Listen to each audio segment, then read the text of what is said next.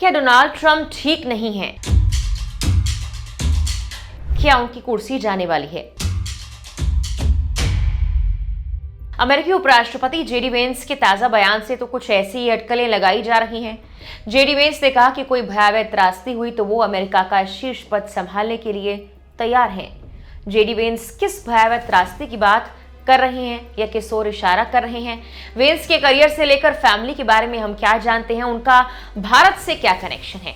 चलिए सभी सवालों के जवाब आपको इस वीडियो में हम देते हैं। जेडी वेंस का असली नाम है जेम्स डेविड वेंस। जन्म हुआ 1984 में ओहायो के एक छोटे से शहर मिडिल टाउन में। उनका बचपन आसान नहीं था। मां नशे की लत में थी, पिता से रिश्ता टूट चुका था, घर का माहौल हिंसा और झगड़ों से भरा था। जेडी अक्सर कहते हैं कि अगर उनकी दादी ना होती तो शायद वो कभी नशे और गरीबी के उस दलदल से निकल नहीं पाते। लेकिन किसे पता था कि जेडी वेंस एक दिन अमेरिका के उपराष्ट्रपति बनेंगे। राजनीति में उनकी एंट्री दिलचस्प रही। शुरुआत में जेडी डोनाल्ड ट्रंप के आलोचक थे, लेकिन धीरे धीरे उन्होंने महसूस किया कि ट्रंप उन्हीं मुद्दों पर बात कर रहे हैं जिनसे उनका इलाका और उनका परिवार जूझा था, जैसे बेरोजगारी, फैक्ट्रीज का बंद होना, ड्रग्स की महामारी। इसी वजह से जेडी ने ट्रंप के नजदीक आना शुरू किया। 2022 में जब उन्होंने ओहायो से सीनेट चुनाव लड़ा तो ट्रंप ने उनका खुलकर समर्थन किया और नतीजा ये हुआ कि जेडी सीनेटर बन गए, जिसके बाद वो ट्रंप के सबसे भरोसेमंद सहयोगियों में गिने जाने लगे। 2024 के राष्ट्रपति चुनाव का वक्त था जब ट्रंप ने जेडी वेंस को उपराष्ट्रपति पद का उम्मीदवार बनाया। चुनाव में रिपब्लिकन पार्टी ने जीत हासिल की और 20 जनवरी 2025 को जेडी वेंस ने अमेरिका के 50वें उपराष्ट्रपति के रूप में शपथ ली। भारत से भी जेडी वेंस का गहरा रिश्ता है। उनकी पत्नी उषा वेंस का परिवार मूल रूप से भारत का ही है। उनका परिवार आंध्र प्रदेश से ताल्लुक रखता है। जेडी और उषा की मुलाकात ये लॉ स्कूल में हुई और वहीं से दोनों की कहानी शुरू हुई।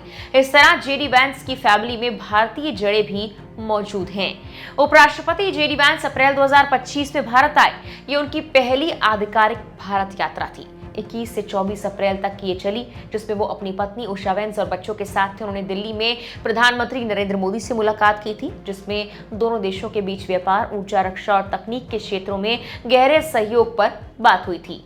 जेडी वेंस को अमेरिका की राजनीति में राइजिंग स्टार भी कहा जाता है। गरीब घर से निकलकर किताब लिखने वाले लेखक तक, सीनेटर से उपराष्ट्रपति तक और अब ट्रंप के सबसे करीबी सहयोगियों तक, उनका सफर वाकई किसी फिल्मी कहानी जैसा रहा। लेकिन उपराष्ट्रपति बनने के बाद जेडी वेंस सिर्फ ट्रंप के वफादार साथी ही नहीं रहे, बल्कि खुद भी सुर्खियों में छा गए। हाल ही में उन्होंने कहा कि ईश्वर ना करे ट्रंप के साथ कुछ हुआ तो वो पूरी जिम्मेदारी निभाने के लिए तैयार है। उनके इस बयान को लेकर मीडिया और राजनीतिक हलकों में खूब चर्चा हुई। रूस यूक्रेन शांति वार्ता पर दिए उनके बयान भी विवादों में रहे, जहां उन्होंने कहा कि रूस ने कई महत्वपूर्ण रियायतें दी हैं।